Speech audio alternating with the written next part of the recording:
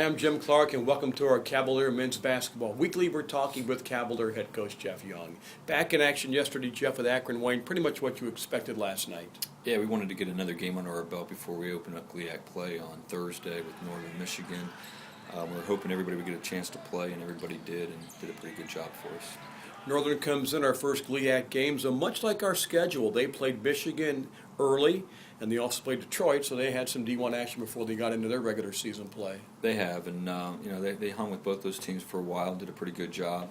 They're a young team that kind of spreads their scoring out among 4 or 5 guys. I think they have 4 guys averaging in double figures right now, and a 5th guy averaging 8 or 9 points. So they're a capable team. We're familiar with one of their guys we recruited, a transfer from Kent State. When he gets it going, he makes the team pretty good. You said it, 4 or 5 starters in twin figures. Stephen Pelko for a freshman, 13-6 a game. 69% from the floor and 50 from three-point. He's had a pretty good start to his freshman career. Yeah, he's off to a good start, and I think they're going to count on him for scoring the basketball, and he's been able to do that. They're coming off 2 tournament losses over the weekend, but played Winston-Salem, who's ranked 15th in Division II, to a pretty close game. I think Northern was actually up at halftime by a point or 2 and ended up losing by 8 or 9. So they're a good team, and it'll be a challenge for us in our first game. How do we match up size-wise with them?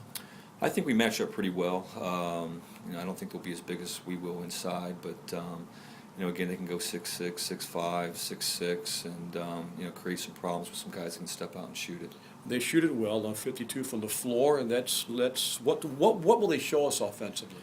Well, I think they do a pretty good job of running their stuff. They're very patient, and from what we've seen so far on tape, even against Michigan, they were trying to run their actions, their offense, and did a pretty good job of executing. And when they do that, they get open looks and make shots. Michigan Tech on Saturday picked to win the North and won it last year, 2-1, another good team.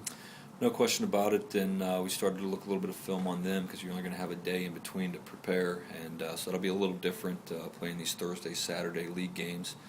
So you got to be prepared for that second game in advance. They may have the best player in the North, and he's a tough matchup. He's a 6'6", 6'7" kid that can score it around the rim. He's very athletic. He'll step out and shoot the 3.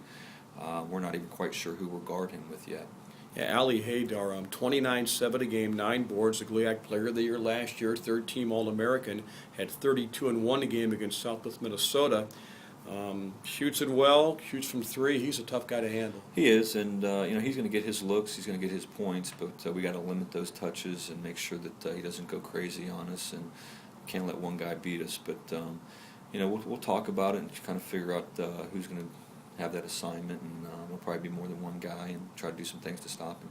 Now back to the Cavs in 3 games. What have you liked so far and what you've seen?